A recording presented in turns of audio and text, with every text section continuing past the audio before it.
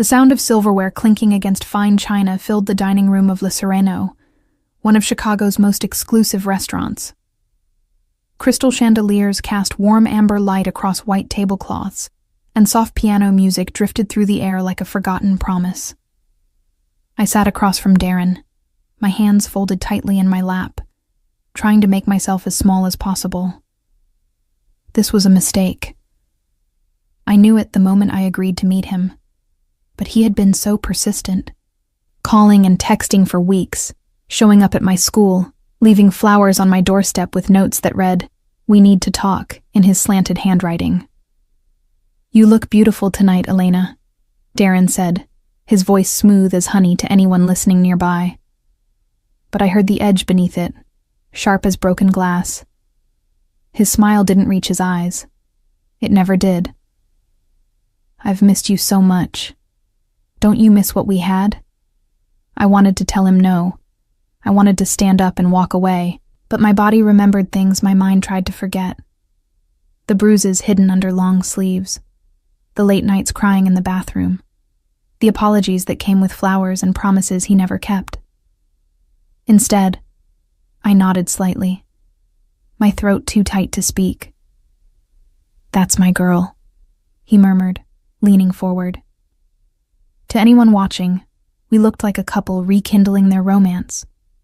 No one could see his hand gripping my wrist under the table, his fingers pressing into the tender skin where old bruises had finally faded. "You know, I've been thinking about tonight, about what happens when we leave here." My pulse quickened. I knew that tone. It meant he was angry, that he'd been building up to something all evening. The pleasant facade he wore for the other diners was just that, a mask he'd perfected over the years we were together.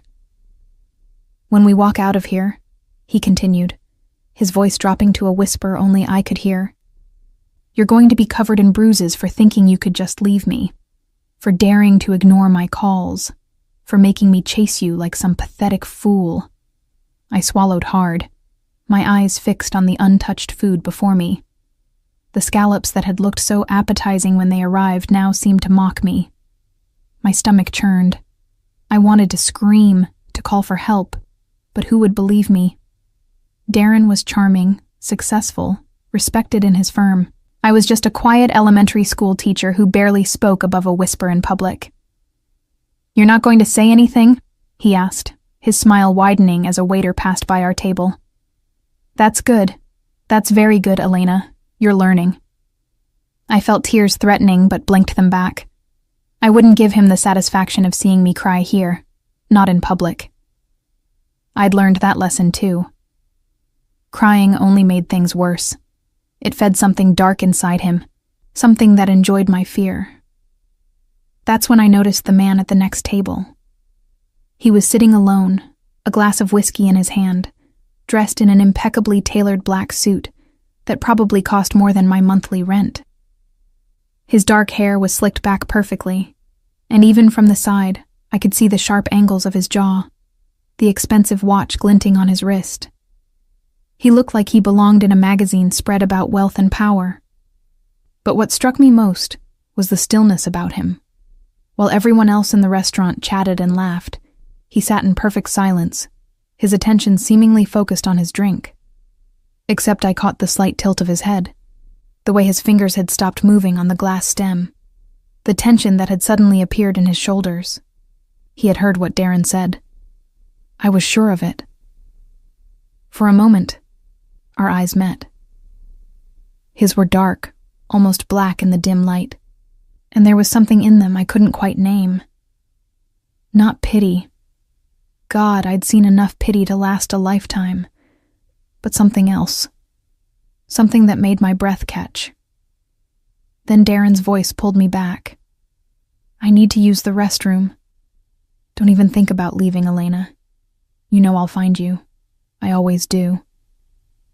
He stood, squeezing my shoulder hard enough to make me wince, then walked away with that confident stride that once made me feel safe, but now only filled me with dread. I watched him disappear around the corner, and for a few precious seconds, I could breathe. That's when the man from the next table moved. He didn't rush. There was no urgency in his movements, just a deliberate grace that commanded attention without demanding it. He stood, and I realized he was tall, powerfully built beneath that expensive suit.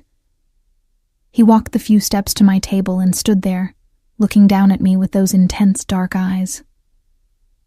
"Forgive the intrusion," he said, his voice low and controlled, with just a hint of an accent I couldn't quite place.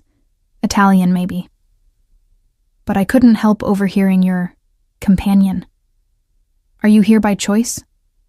I opened my mouth, but no words came. Who was this man? What did he want? Was this some kind of trick? He seemed to understand my hesitation. "My name is Adrian Moretti. I own several establishments in this city, and I make it a point to know when someone is being threatened in one of my restaurants." He paused, his eyes scanning my face. "I heard what he said to you, every word." My heart hammered in my chest. I don't. "You don't have to explain anything to me," Adrian said quietly. "I'm simply asking if you want to leave here safely, that's all. Just say yes or no."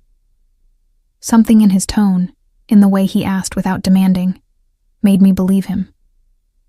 In all the months with Darren, no one had ever asked me what I wanted. They'd told me I should leave, that I deserved better, but no one had actually offered to help me do it. Not like this. "Yes," I whispered. "Please." Adrian nodded once, as if that settled everything. He pulled out his phone and typed something quickly, then slipped it back into his pocket. "2 of my men are at the entrance. When your ex returns, they'll prevent him from approaching you. You'll walk out with me. Do you have somewhere safe to go tonight?" My apartment. He knows where you live." It wasn't a question. "You'll stay somewhere else tonight. I'll arrange it." Before I could respond, Darren returned. The moment he saw Adrian standing by our table, his expression shifted. The mask slipped, revealing the anger beneath. "Who the hell are you?" Darren demanded, his voice rising slightly. Adrian turned to face him, and I watched something incredible happen. Darren, who had terrorized me for so long, actually took a step back. There was something in Adrian's posture, in the way he looked at Darren, that radiated danger more effectively than any threat could. "I'm the man who heard every word you said to this woman," Adrian replied calmly. "I know your name is Darren Mitchell. You work at Hammond & Associates law firm. You drive a silver Audi, license plate KLM 4892. You live at 2847 North Sheffield Avenue, apartment 6B. Your mother's name is Patricia, and she lives in Naperville. Should I continue?" Darren's face went pale. "How do you—" "It doesn't matter how I know," Adrian cut him off. "What matters is that you're going to walk out of this restaurant right now and never contact Elena again. Not a call, not a text, not a surprise visit. Nothing. Do you understand? You can't just—" 2 large men in black suits appeared at Darren's sides. They didn't touch him, didn't say anything, just stood there with the kind of presence that made their purpose clear. "I think you should leave," one of them said quietly. I watched Darren's eyes dart between the men, then to Adrian, then finally to me. For a moment, I saw something I'd never seen before in his expression. Fear. Real fear. "This isn't over," he muttered, but his voice lacked conviction. "Oh, but it is," Adrian replied. "Gentlemen, escort Mr. Mitchell out. Make sure he understands the importance of keeping his distance." The 2 men walked Darren toward the exit. He went without resistance, throwing one last look over his shoulder at me. But this time, there was no threat in it. Only confusion, and something that looked almost like defeat. I sat there, shaking, unable to process what had just happened. In the span of minutes, everything had changed. The man who had controlled my life through fear had been reduced to nothing by someone who barely raised his voice. Adrian sat down in Darren's vacated chair, maintaining a respectful distance. "Are you all right?" I don't understand," I stammered. "Why did you help me? You don't even know me." His expression softened slightly. "I don't need to know you to know that what I heard was wrong. No one deserves to be threatened like that, especially not in my restaurant." "Your restaurant? You said you owned several establishments, but—" "Le Sereno is one of them," he confirmed. "But that's not important right now. What's important is making sure you're safe. Do you have family you can call? Friends?" I shook my head. Darren had isolated me so effectively over the past 2 years that my support system had dwindled to almost nothing. No. There's no one." Adrian studied me for a moment, and I had the unsettling feeling that he could see straight through me, understanding more than I'd said aloud. "Then we'll find you somewhere safe for tonight. Tomorrow we'll figure out the rest. I can't afford—" "You're not paying for anything," he said firmly. "Consider it a service Le Sereno provides to its guests. Now, shall we?" He stood and offered his hand. I hesitated, looking at it. This was crazy. I didn't know this man. For all I knew, I was trading one dangerous situation for another. But something in my gut told me to trust him. Maybe it was desperation, or maybe it was the genuine concern I saw in his eyes, so different from the cold calculation I'd grown used to seeing in Darren's. I took his hand and stood. His grip was firm but gentle, and when he led me toward the exit, I felt something I hadn't experienced in years. Hope. It was fragile and uncertain, like the first green shoot pushing through winter soil. But it was there. As we walked past the other diners, still enjoying their meals and oblivious to the drama that had unfolded, I realized that my life had just shifted on its axis. I didn't know if it was for better or worse yet, but one thing was certain. Nothing would ever be the same again. Adrian Moretti had walked into my nightmare and offered me a way out. Now I just had to be brave enough to take it. The car that waited outside Le Sereno was nothing like I expected. I'd imagined something flashy, maybe a sports car or one of those ostentatious limousines that screamed money. Instead, it was a sleek black sedan with tinted windows, elegant but understated. The driver, another man in a dark suit, opened the back door without a word, his expression professionally neutral. Adrian gestured for me to enter first. I slid across the leather seat, my hands still trembling slightly. He followed, maintaining that careful distance between us, as if he understood that I needed space to process everything that had just happened. The door closed with a soft click that sounded final, like the closing of one chapter and the beginning of another. "Marcus, take us to the Jefferson property," Adrian instructed the driver. Then turning to me, he added, "It's a secure building. The apartment is furnished and empty. You'll have privacy." I nodded, not trusting my voice. Through the window, I watched the Chicago streets slide by, the glittering storefronts, the people walking hand in hand, the life I'd been missing while trapped in Darren's web. It felt surreal, like I was watching a movie of someone else's escape rather than living my own. "You're probably wondering who I am," Adrian said after a few moments of silence. His voice was calm, almost conversational, as if we were discussing the weather rather than the fact that he'd just rescued me from my abusive ex-boyfriend. What I do, why I was able to get rid of him so easily. The thought crossed my mind, I admitted quietly. A ghost of a smile touched his lips. "I run a family business. We have interests in various sectors: restaurants, real estate, security, imports.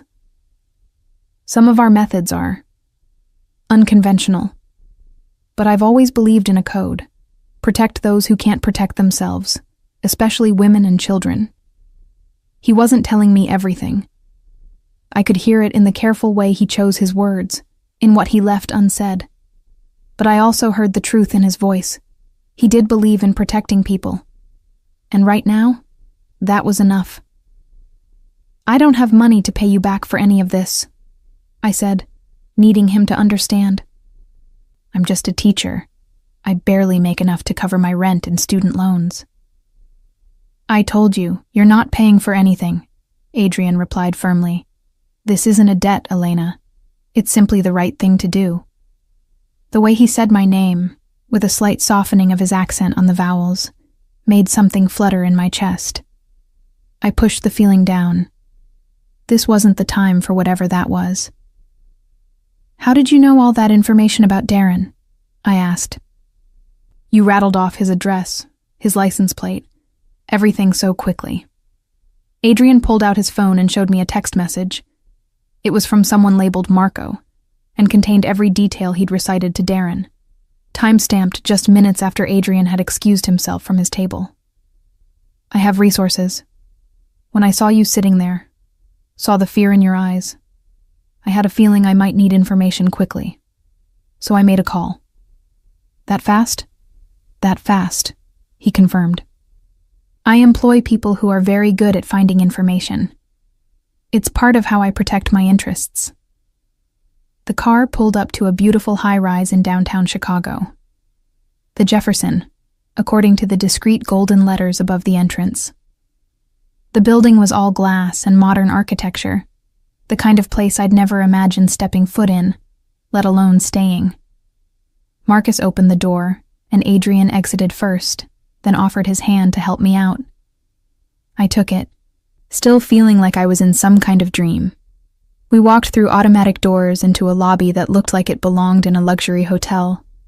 Marble floors, contemporary art on the walls, a massive floral arrangement on a center table that probably cost more than my monthly salary.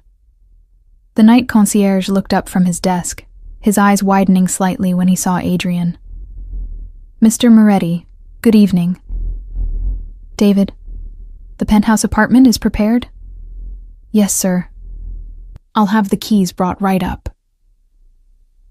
We took the elevator to the 23rd floor in silence. I caught our reflection in the mirrored walls. Adrian, composed and powerful in his tailored suit, and me, looking small and disheveled beside him despite my best dress. We were from completely different worlds, yet here we were, riding up to an apartment he owned because he'd decided to save me. The apartment was breathtaking.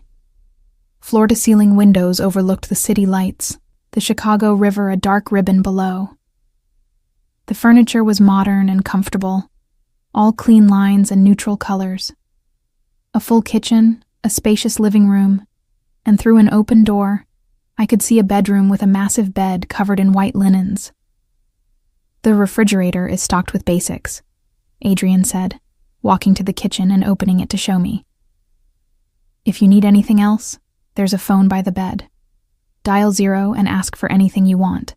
Food, supplies, whatever you need. It will be delivered." I stood in the middle of the living room, feeling overwhelmed. "This is too much. I can't." "You can and you will," he interrupted gently. "At least for tonight. Tomorrow we'll figure out a more permanent solution." "I have to work tomorrow. I teach 2nd grade. The kids." "What time do you need to be there?" 8 o'clock. Adrian nodded. "Marcus will drive you. Just call down when you're ready to leave. And Elena?" He waited until I met his eyes. "If you're worried about Darren showing up at your school, don't be. I'll make sure someone is watching. Discreetly. You won't even know they're there. But they will be." The thought should have frightened me, this stranger arranging surveillance on my life. But instead, I felt relief.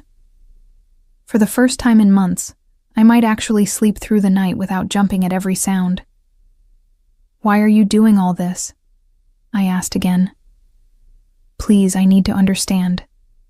Adrian was quiet for a moment, his dark eyes distant, as if remembering something painful. "When I was young, my mother was in a situation similar to yours.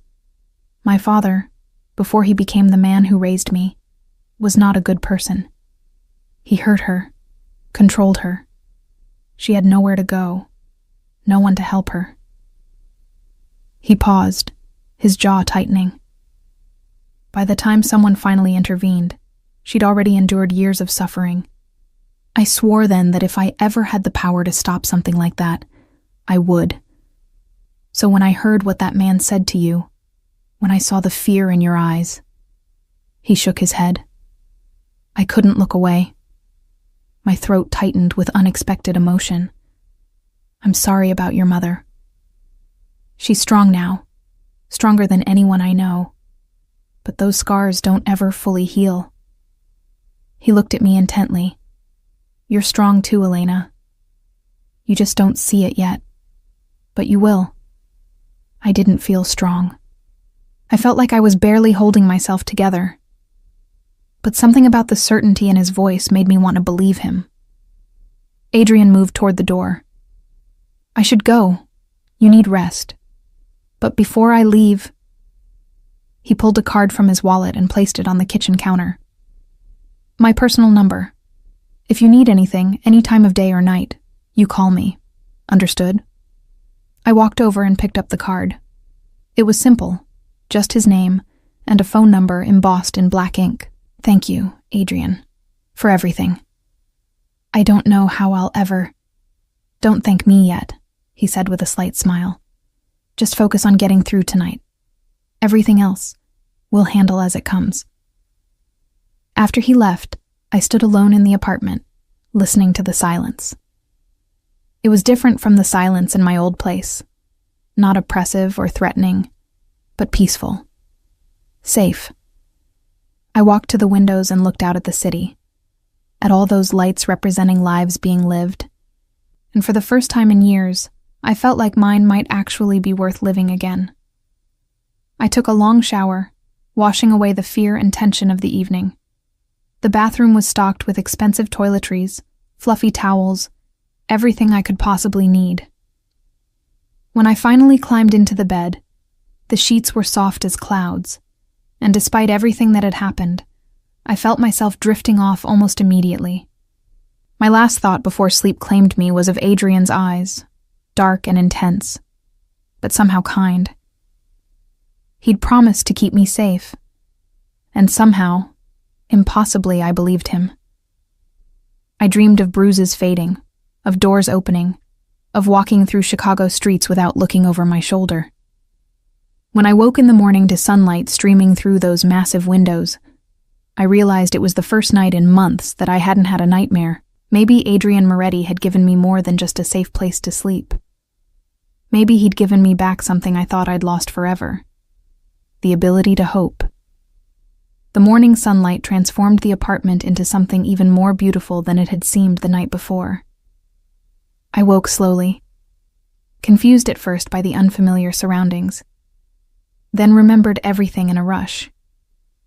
Darren's threats, Adrian's intervention, this safe haven high above the city. For a moment I lay there, simply breathing, marveling at the fact that I'd slept through the entire night without waking in a panic. My phone, which I'd plugged in before falling asleep, showed 7 missed calls from Darren and a string of increasingly angry text messages. I deleted them without reading most of them, then blocked his number entirely. It was such a simple action, one I should have done months ago, but seeing his name on my screen still made my hands shake. I showered again, wanting to wash away even the thought of him, then realized I didn't have any clothes, except what I'd worn last night. Before I could worry about it, there was a knock at the door. Through the peephole, I saw a young woman in professional attire holding several shopping bags.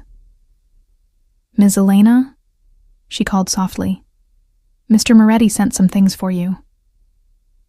I opened the door cautiously. The woman smiled warmly and brought the bags inside, setting them on the living room couch. "I'm Sarah, Mr. Moretti's personal assistant. He thought you might need some clothes and essentials.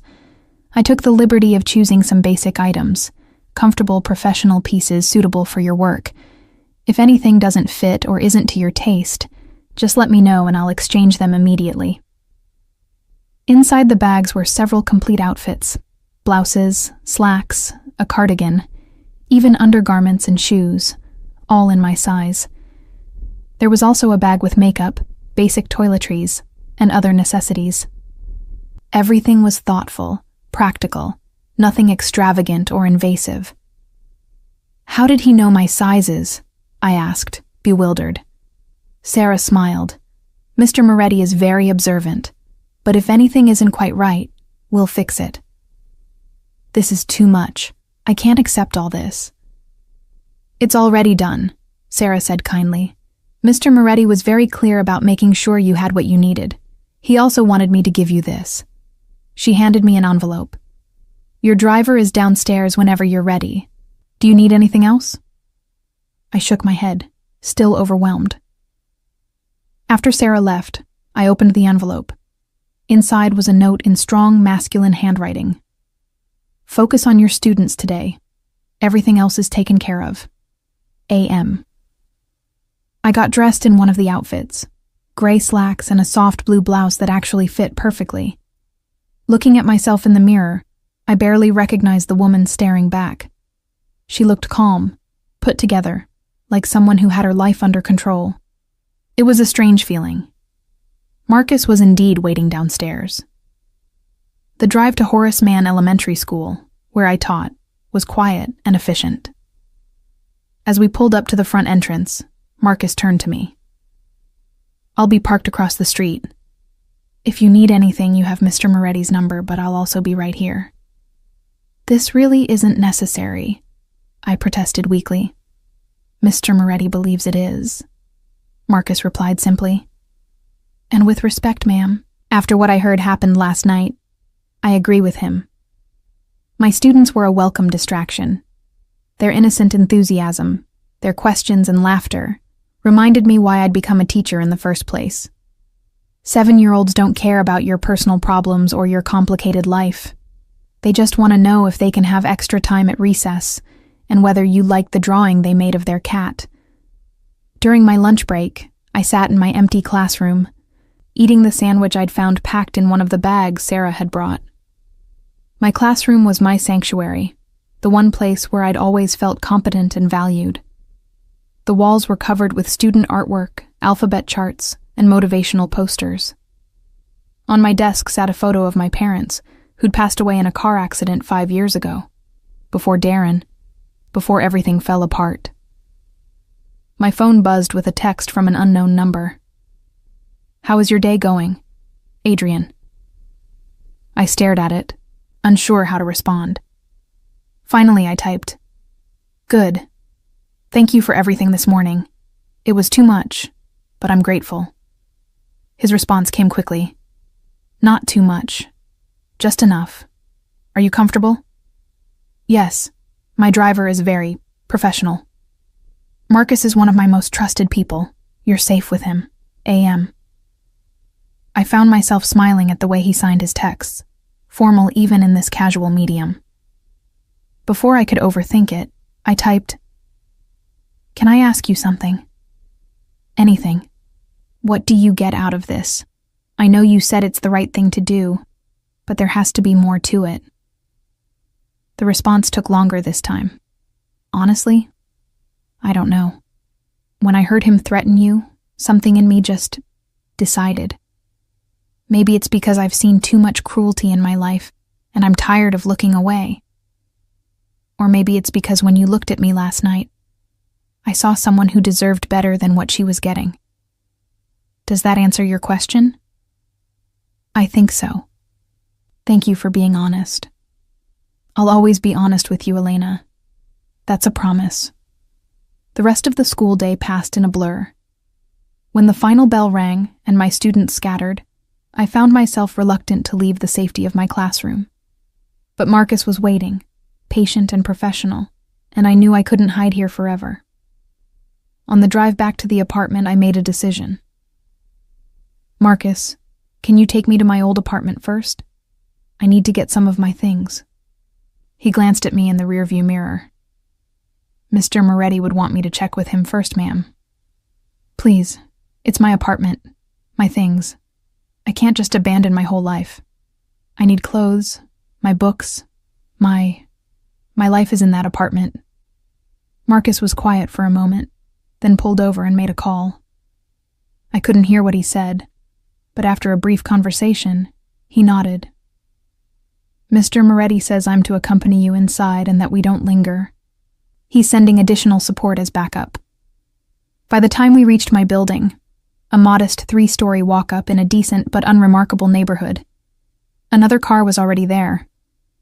2 more men in dark suits got out, and I realized this was what Adrian's world looked like. Protection, security, people trained to handle threats I'd never even considered before Darren. My apartment felt foreign now, though I'd lived there for 3 years. It seemed smaller, darker, filled with memories I wanted to forget. The men stayed by the door while I quickly gathered clothes, books, my laptop, and a few sentimental items. My mother's jewelry, photos, my favorite coffee mug that my students had decorated as a gift. I was packing the last of my things when I heard voices in the hallway. My blood ran cold. I knew that voice. Darren. I told you, I'm her boyfriend. She probably just left her keys inside. If you'd just let me... Sir, you need to leave. Now. That was Marcus, his voice hard and unyielding. Who the hell are you? Elena! Elena, I know you're in there. We need to talk. I froze, my hands clutching a sweater I'd been folding. The other 2 men had moved into position, blocking the doorway. Marcus spoke again, louder now. Mr. Mitchell, you were warned to stay away. You're violating that warning. Violating? You can't legally keep me from seeing my girlfriend. Ex-girlfriend, I called out, surprising myself with the strength in my voice. And you need to leave, Darren. Right now. There was a moment of silence. Then Darren's voice changed, became the wheedling tone I knew too well. Baby, please, I just want to talk. I'm sorry about last night. I had too much to drink. You know I didn't mean those things. Yes, you did. I walked to the doorway, standing behind Marcus but visible. You meant every word. And I'm done, Darren. We're done. Don't call me, don't text me. Don't come to my school or my home. If you do, I'll get a restraining order. His expression darkened. You think you can just walk away? You think some hired muscle is going to protect you forever? I know people too, Elena. I'm a lawyer. I can make your life hell. Actually, a new voice said from down the hallway, I think you'll find that's not possible. Adrian appeared, walking toward us with that same controlled grace I'd seen at the restaurant. He was dressed more casually today, dark jeans and a black button-down, but he still carried that aura of authority. Mr. Mitchell, we meet again. I thought I made myself clear last night. You have no right. I have every right. Adrian cut him off coldly. See, after our conversation yesterday, I had my people look into you more thoroughly. Turns out you have quite an interesting history. 3 previous girlfriends with similar stories. Police reports that were mysteriously dropped. A sealed juvenile record that's not quite as sealed as you think. Darren's face went pale. You can't. I can, and I have. I've compiled quite a file. I've also had a very interesting conversation with a partner at your firm about your behavior toward female colleagues. Apparently there have been complaints. Confidential complaints, but again, not as confidential as you might hope. Adrian moved closer, and I saw Darren actually back away. Here's what's going to happen. You're going to forget Elena exists. You're going to delete her number, forget her address, and never speak her name again. If I hear you've so much as driven past her school, I'll make sure that file lands on every desk at Hammond & Associates, with copies sent to the State Bar Association. This is blackmail. No, Adrian said quietly. This is protection. There's a difference. Now leave. My patience is not infinite. The 2 men moved forward, and Darren finally seemed to understand that he was outmatched. He looked at me one last time, and I saw something in his expression that chilled me. Not love, not even anger, but a cold possessiveness, like I was a toy someone had taken from him. This isn't over, he muttered. Yes, Adrian said, his voice like ice. It is. After Darren left, escorted down the stairs by the two men, I realized I was shaking. Marcus had already gone back to checking my apartment. Adrian approached slowly, carefully, reading my body language. Are you all right? He asked. I don't know, I admitted. I was so scared when I heard his voice. But you spoke up. You told him you were done. That took courage. It took knowing you were nearby, I corrected. I wouldn't have had the strength otherwise. You have more strength than you think. You just needed someone to remind you. He glanced at the boxes Marcus had started carrying down. Let's get you back to the Jefferson. You've had enough stress for one day. As we drove away from my old apartment, I watched it disappear in the side mirror and felt an unexpected sense of relief. That place, those memories, that life, I was leaving it all behind. It should have felt scary, this plunge into the unknown. Instead, it felt like freedom. Over the next 2 weeks, a strange new routine emerged. I went to work each day, Marcus driving me there and back. I stayed in the beautiful apartment overlooking the city. And slowly, carefully, Adrian Moretti began appearing in my life in ways I hadn't expected. It started small. He texted to check how my day went. He sent lunch to my classroom when he learned I usually skipped it because I was too busy with students. When I mentioned missing my favorite coffee from a shop near my old apartment, I found a bag of their beans waiting in the kitchen the next morning. But he never pushed, never demanded my time or attention. He simply existed at the periphery, a constant presence that somehow made me feel safer than I'd felt in years. One evening, about 10 days after the restaurant incident, there was a knock at the apartment door. Through the peephole, I saw Adrian holding what looked like takeout bags and a bottle of wine. I hope I'm not intruding, he said when I opened the door. I thought you might be tired of eating alone. I should have said no, should have maintained boundaries with this man who'd disrupted my entire life. Instead, I found myself stepping aside to let him in. I didn't know what you liked, so I brought options, he said, setting the bags on the kitchen counter. Italian from Rosario's, Thai from Golden Lotus, and sushi from Yuki if you prefer something lighter. You brought enough food for 10 people, I observed, unable to hide my smile. I wanted to make sure you had choices. You've had so little choice lately. He said it casually, but I heard the weight behind the words. He understood more than I'd realized.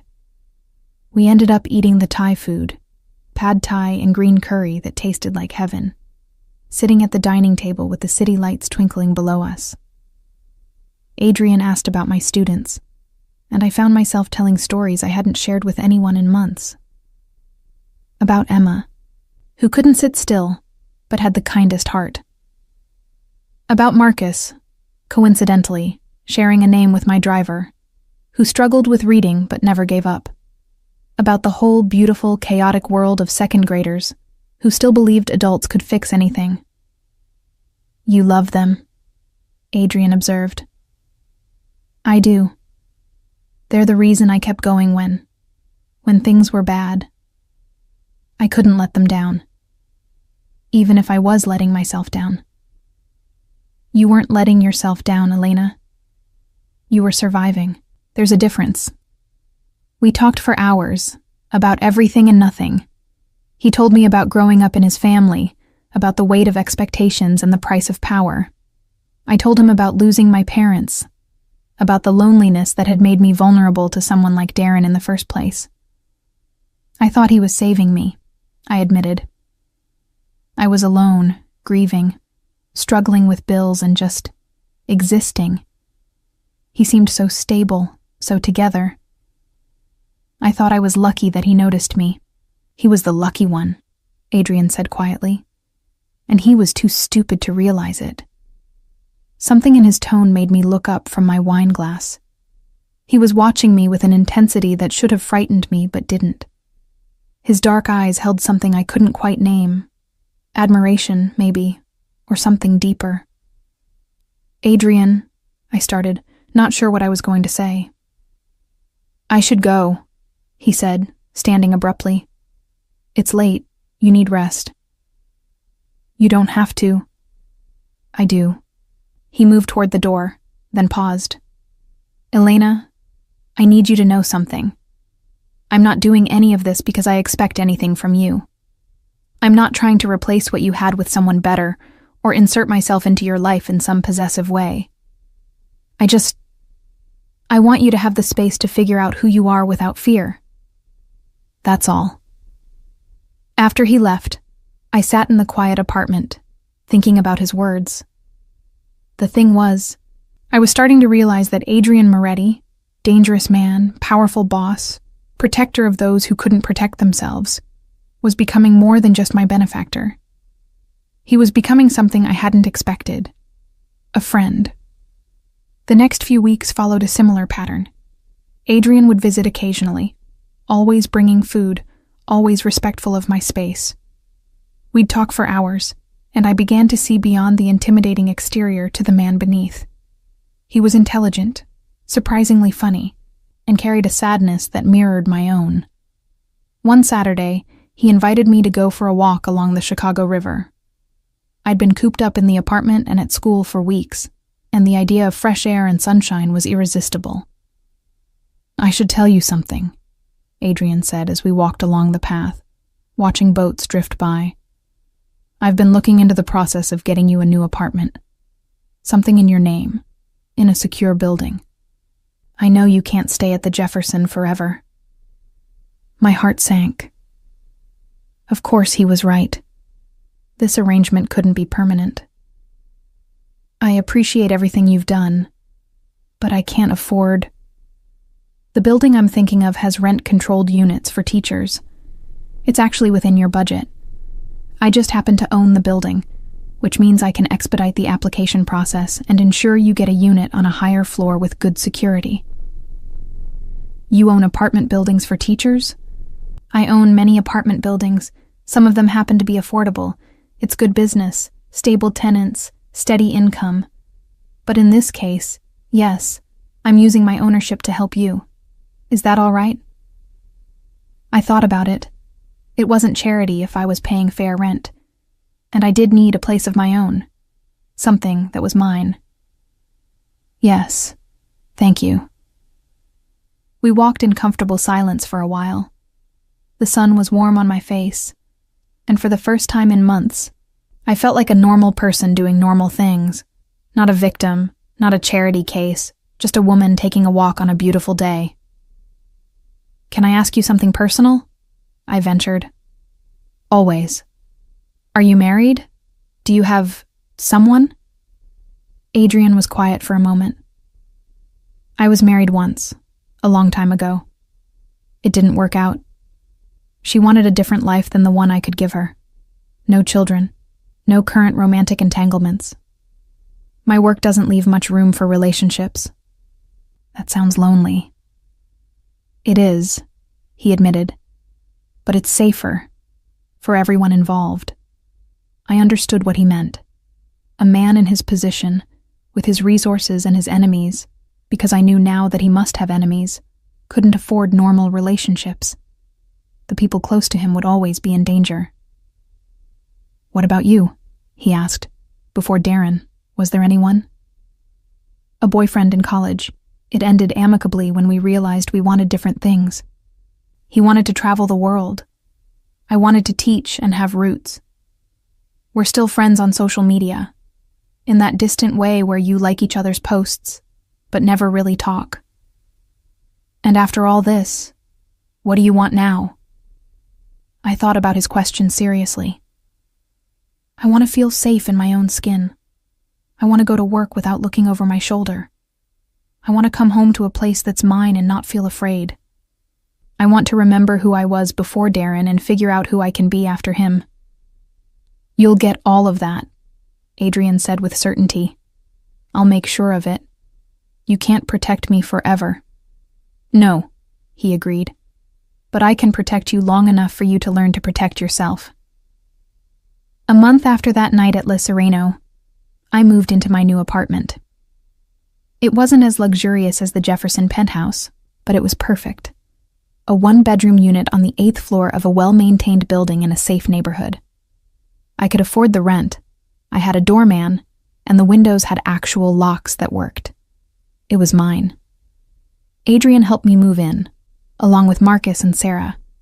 They brought furniture I'd selected, helped me arrange everything, and by evening, it looked like a real home. My books on the shelves, my mother's paintings on the walls, my favorite coffee mug in the kitchen cabinet. It's perfect, I said, looking around at my new space. It's a good start, Adrian replied. He stood by the window, looking out at the neighborhood. The school is only 15 minutes away. There's a grocery store 2 blocks down, a park 3 blocks over. The building has good security, and I have people in the area, though you won't notice them. Adrian, I need to be able to live my life without... I know. He cut me off gently. And you will. But give me a few more months, just until I'm sure he's really gone. Darren had been silent since that day at my old apartment. No calls, no texts, no surprise appearances. Either Adrian's threat had worked, or Darren was biding his time. Either way, I wasn't taking chances. That night, after everyone left, I sat in my new living room and felt something I hadn't felt in years. Pride. This apartment, this space, this life I was slowly rebuilding. It was mine. I'd survived, and now I was beginning to thrive. My phone buzzed with a text from Adrian. Sleep well in your new home. You've earned it. I smiled and replied, Thank you. For everything. I mean it. The pleasure is mine. Seeing you smile today, it was worth every effort. I stared at that message for a long time, my heart doing something complicated in my chest. Adrian Moretti had started as my savior, become my friend, and was now something I was afraid to name. Because naming it would make it real, and making it real would mean facing the fact that I was developing feelings for a man whose world was so different from mine that it might as well be another planet. But as I turned off the lights and climbed into my new bed, I couldn't help smiling. Whatever this was between us, whatever it was becoming, it felt right. For the first time since my parents died, I felt like I wasn't facing life alone. And that, I realized, was a gift more precious than any penthouse apartment or security detail. Adrian Moretti had given me back something I thought I'd lost forever, the ability to trust again. Spring arrived in Chicago with its usual dramatic flair. One day gray and cold, the next suddenly green and alive. It had been 3 months since that night at Le Sereno, and my life had transformed in ways I was still struggling to comprehend. I woke up each morning in my apartment without fear. I went to work and actually enjoyed teaching again. I'd even started seeing a therapist, something Adrian had quietly arranged through his insurance connections, though I paid for it myself because I needed that independence.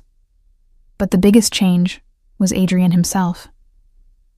What had started as occasional check-ins had evolved into a genuine friendship, and if I was being honest with myself, something more.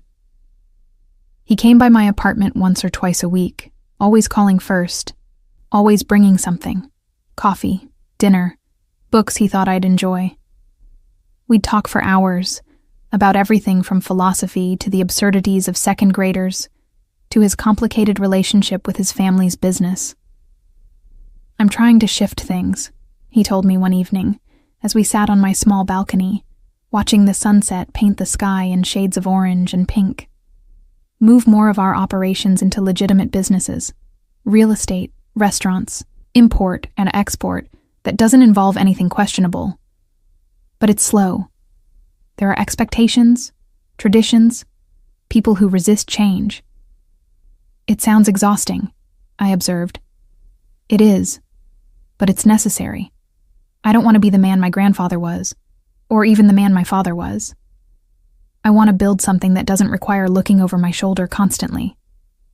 Is that possible? In your world?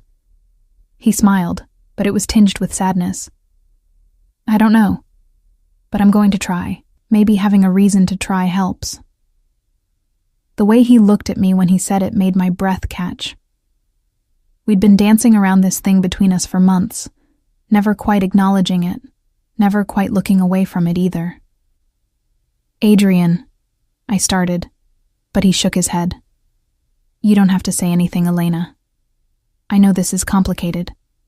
I know you're still healing, still figuring out who you are outside of what happened with Darren. I don't want to rush you or push you into something you're not ready for. But what if... I hesitated, gathering my courage. What if I think I might be ready? Not for anything serious or fast, but just... ready to see where this goes? His expression transformed. Hope, joy, and something deeper flickered across his face. Then we take it slow. We keep doing exactly what we're doing. We see each other, we talk, we let this develop naturally. No pressure, no expectations. Just us. Just us, I echoed, and for the first time in my adult life, that phrase didn't feel suffocating. It felt like freedom. Our relationship evolved so gradually that I couldn't pinpoint exactly when friendship shifted into something more. There was the first time he held my hand while we walked through Grant Park, his fingers warm and strong around mine. The evening he stayed late, and we fell asleep on my couch watching a movie, waking up tangled together in a way that felt both natural and profound. The morning I woke to find a text from him that simply said, "Thinking of you," and realized I'd been thinking of him too, had been thinking of him for weeks. But we kept our promise to go slow. No rushing into anything physical beyond hand-holding and the occasional embrace. We were building something different, something based on trust and genuine connection rather than need or desperation. It was terrifying and exhilarating in equal measure. My students noticed the change in me. "Ms. Elena, you smile more now," little Emma announced one day during reading time. "You look happy." "I am happy," I told her, surprised to realize it was true. "That's good," she said seriously. "When teachers are happy, the whole class is happier. Out of the mouths of babes, as my mother used to say." Then, one Friday evening in late May, everything changed. I was at home, grading papers and listening to music, when my phone rang. Unknown number. I almost didn't answer, but something made me pick up. "Elena." It was Adrian, and his voice was wrong, tight, controlled, dangerous. "Are you at home?" "Yes, I'm fine. What's wrong?" "I need you to listen carefully. Marcus is on his way to you right now. When he arrives, you're going to go with him. Don't pack anything, don't ask questions, just go." My heart hammered. "Adrian, you're scaring me." "I know, and I'm sorry. But Darren's been arrested. He attacked another woman, a colleague from his firm. She's in the hospital, and when the police searched his apartment, they found photos of you, printouts of your schedule, plans." His voice hardened. "He wasn't done, Elena. He was waiting, planning. The police want to question you as part of their investigation, and I want you somewhere safe before that happens." I felt sick. All these months of peace, and Darren had been out there, stalking me, planning something. Oh God. "You're safe. You've been safe because we've been watching, because I made sure of it. But now it's official. Now the police are involved, and it's going to get complicated. I need you somewhere he can't find you, somewhere the press can't find you if this becomes public." "Where?" "I have a house upstate. Secure, private. You'll stay there until we know it's safe. A few days, maybe a week. Can you do that?" I looked around my apartment, the home I'd built, the life I'd reclaimed.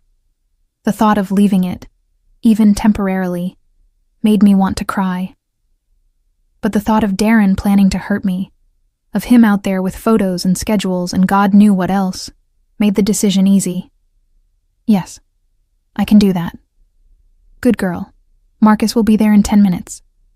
Elena? His voice softened. I'm coming with you.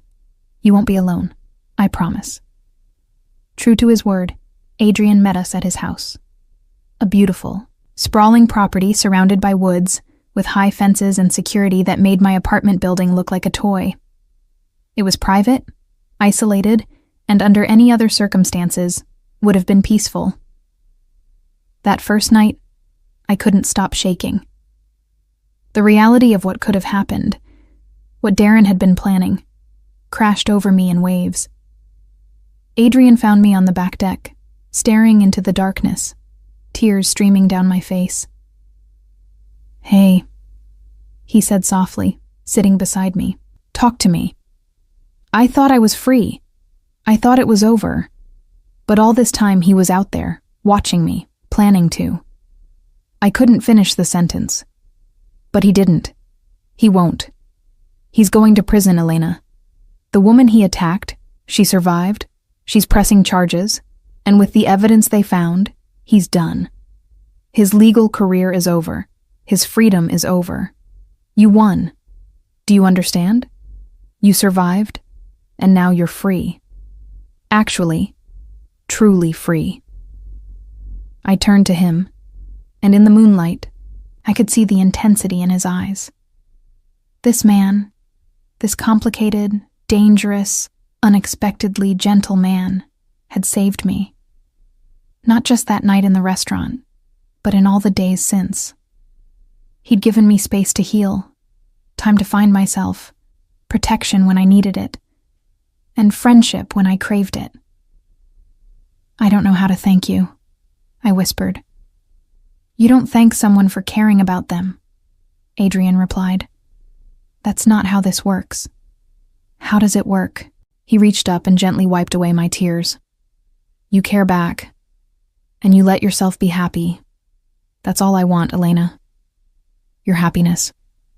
With or without me, though I'll be honest, I'm hoping for the with option. I laughed, despite everything, despite the fear and trauma and uncertainty. I want the with option too. Yeah? The hope in his voice was heartbreaking. Yeah. I took his hand, lacing our fingers together. You saved me, Adrian. Not just from Darren, but from myself. You showed me that I deserved better, that I could have better. You never pushed, never demanded, never made me feel like I owed you anything. Do you know how rare that is? You don't owe me anything now either, he said firmly. I need you to know that. If we do this, if we try this thing between us, it's because we both want it. Not because of gratitude or obligation, but because we choose each other. Can you do that? Can you separate what I did for you from who I am to you? I thought about his question seriously. Could I? Was what I felt for Adrian genuine? Or was it just a trauma response, gratitude masquerading as affection? But then I thought about our conversations, the way he made me laugh, the comfort I felt in his presence. I thought about how I looked forward to his texts, how my heart jumped when he called, how safe I felt not because of his power, but because of his consistency, his kindness, his genuine care. Yes, I said finally. I can. Because what I feel for you isn't about what you did for me that night. It's about who you've been to me every day since. You're my friend, Adrian. The best friend I've had in years. And you're also more than that. He exhaled, like he'd been holding his breath. Elena, I need to be honest with you about something. My world, my life. It's not simple. There are dangers, complications, things I can't always protect you from. If we do this, if we're together, you need to know what you're walking into. I know who you are, I said. Maybe not all the details, but I know enough. And I'm not naive enough to think it will be easy. But Adrian, nothing worth having ever is. He pulled me closer, wrapping his arms around me in an embrace that felt like coming home. We sat like that for a long time, under the stars, holding each other while the night sounds of the forest surrounded us. "We'll figure it out," he murmured into my hair. "Whatever comes next, we'll face it together. No more shadows, no more fear. Just forward, into whatever this becomes." "Together," I echoed, and felt something in my chest settle. Peace. That's what it was. After months of chaos and uncertainty, I'd found peace in the arms of the most unlikely person imaginable. The irony wasn't lost on me. I'd escaped one dangerous man only to fall for another. But Adrian Moretti was dangerous in a different way. He was dangerous because he made me want things I'd stopped believing in. Love, partnership, a future that didn't revolve around fear. As we sat there in the moonlight, I realized that trauma and healing aren't linear. You don't just survive something awful and then move on. You carry it with you, but you also get to choose who helps you carry it. And I'd chosen Adrian, just as he'd chosen me. Whatever came next, whatever challenges we'd face, I knew we'd face them together, and for now, that was enough. The week at Adrian's upstate house passed in a strange bubble of time. The police came to take my statement, detailing every threat Darren had made, every instance of abuse I could remember. It was painful, dragging up memories I'd tried to bury, but Adrian sat beside me through all of it, his presence a steady anchor. The detective handling the case, a woman named Rodriguez, was kind but direct. "Ms. Elena, I want you to understand something. With the evidence we found, combined with your testimony and the victim from this recent attack, Darren Mitchell is going away for a long time. Multiple charges: assault, stalking, violation of protective measures. His lawyer friends can't save him this time." "What about the woman he hurt?" I asked. "She's recovering. Physically, she'll be okay. Emotionally." Detective Rodriguez sighed. "That takes longer, as you know. But she's brave. She's pressing charges, cooperating fully." She said knowing there was another victim made her feel less alone. After the detective left, I sat on the back deck, processing. Another woman had been hurt because I'd gotten away. The guilt of that was crushing. "Stop," Adrian said, sitting beside me. He'd learned to read my expressions over these months. "I know what you're thinking, and you need to stop. You are not responsible for what Darren did to that woman. He is.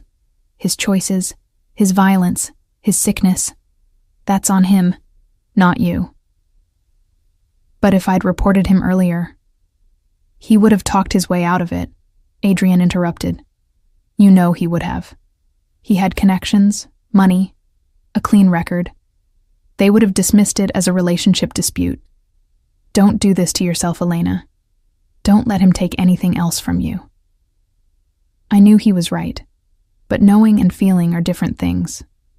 It would take time to fully believe it. That night, unable to sleep, I found Adrian in his study, working on something on his laptop. He looked up when I appeared in the doorway, his expression immediately concerned. "Can't sleep." "Too much in my head. Can I stay with you for a while?" "Always." He closed the laptop and patted the couch beside him. I curled up next to him, and he wrapped an arm around me, pulling me close. We sat like that in comfortable silence, and gradually I felt my racing thoughts begin to slow. "Tell me something good," I requested, "something that has nothing to do with any of this." Adrian thought for a moment. "My sister is getting married in September. She's been planning this wedding for 2 years, and she's driving everyone crazy with the details. Last week, she called me in a panic because the florist mixed up her order and sent peonies instead of roses. I had to spend 20 minutes calming her down and reminding her that flowers are flowers." I smiled. "I didn't know you had a sister." "Isabella. She's 5 years younger than me, works as a pediatric surgeon, and has absolutely no idea what I really do for a living. She thinks I'm a boring real estate developer who owns restaurants. She doesn't know. I've kept her separate from the family business since she was young. Sent her to different schools, made sure she had a normal life. She's the one good thing our family produced, and I wasn't about to let her get dragged into the darkness. I heard the love in his voice, the protectiveness. She sounds wonderful. She is. You'll meet her someday if you want. Though I warn you, she'll ask a million questions and probably plan our entire future within 5 minutes of meeting you. The casual way he mentioned our future made my heart skip. We'd been dancing around this thing between us, but he just acknowledged it so simply, like it was a given, like we had a future together. I'd like to meet her, I said softly. Good, because I'm terrible at family events alone, and I could use the moral support. We talked for hours that night, about his family, my memories of my parents, our childhoods, our dreams. It was the kind of conversation that strips away pretense and leaves you bare. Honest, connected in ways that go beyond the surface. At some point, I must have fallen asleep, because I woke up in Adrian's bed, fully clothed, tucked carefully under the covers, with a note on the nightstand. You fell asleep on the couch. Didn't want to wake you, but couldn't let you stay there all night. I'm downstairs if you need me. A. The gesture was so typically Adrian, considerate, respectful, caring. I lay there for a moment looking around his bedroom. It was masculine but comfortable, with books on the nightstand and photos on the dresser. I got up and looked at them. A younger Adrian with an elderly couple who must have been his grandparents. Him with a beautiful dark-haired woman who had his smile, Isabella presumably. A few others I didn't recognize. No photos of his ex-wife, I noticed. Whatever that relationship had been, he'd left it firmly in the past. I found him in the kitchen, making coffee and eggs. "Good morning," he said, smiling when he saw me. "I hope you don't mind that I moved you. You looked so uncomfortable on the couch." "I don't mind. Thank you for being a gentleman. Always." He poured me coffee, remembered without asking that I took it with cream and 1 sugar. "Detective Rodriguez called this morning. They formally charged Darren. His bail hearing is this afternoon, but she doesn't think he'll get bail given the severity of the charges and the flight risk." Relief washed over me. "So it's really over?" "It's really over.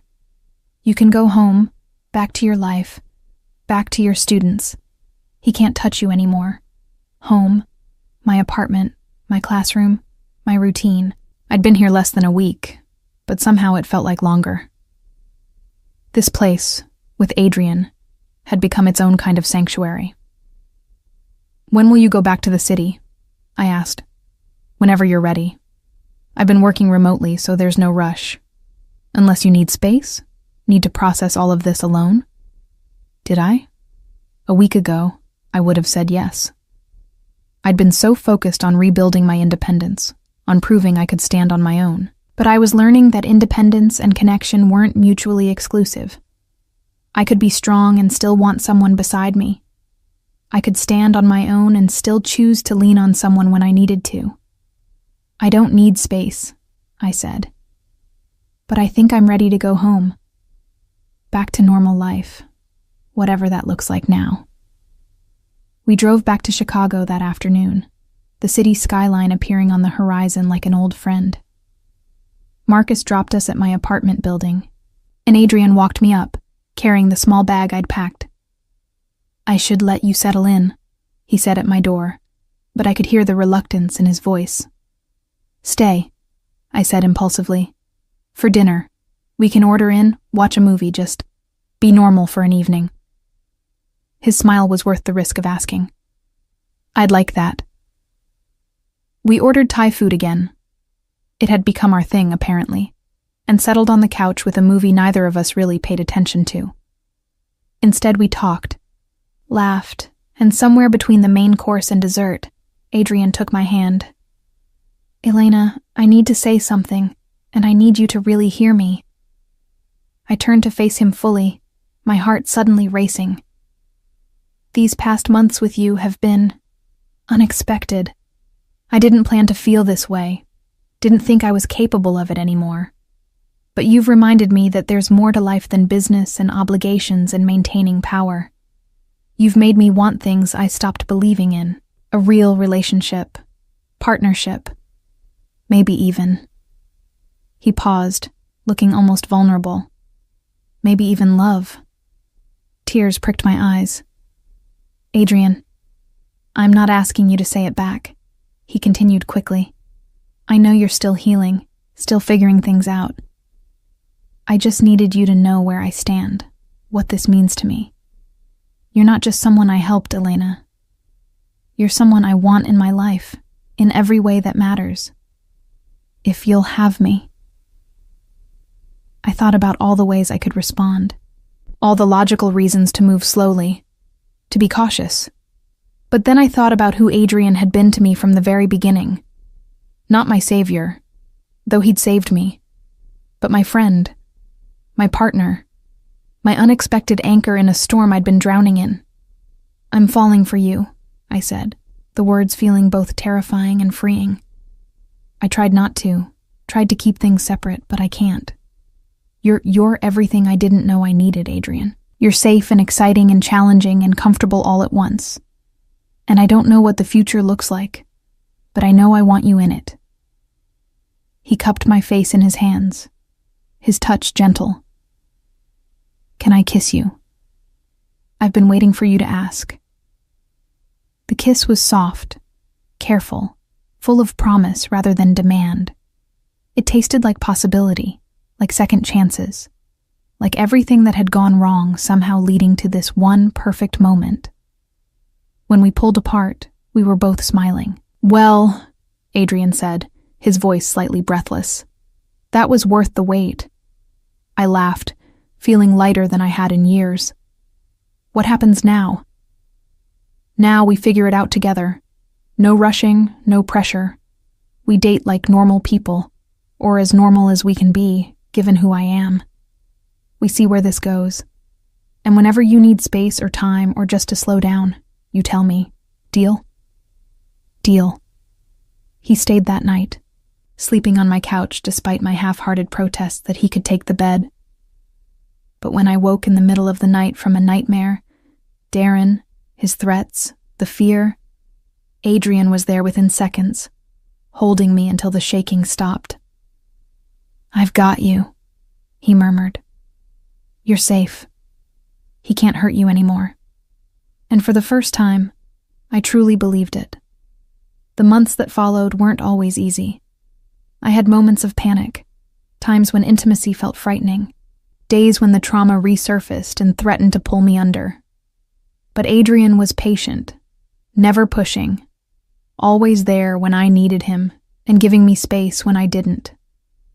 We built something real, something based on trust and genuine affection rather than need or crisis.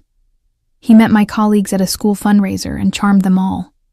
I met Isabella, who indeed asked a million questions and started planning our wedding before our entrees arrived at dinner. We navigated the complexities of his world, the family obligations, the business decisions, the occasional reminder that Adrian Moretti was not just the man who brought me coffee and made me laugh, but someone powerful and in certain circles feared. But he was also the man who showed up to my classroom's holiday party dressed as Santa Claus because I mentioned we couldn't find anyone. The man who learned to make my favorite pasta dish from scratch because he knew I missed my mother's cooking.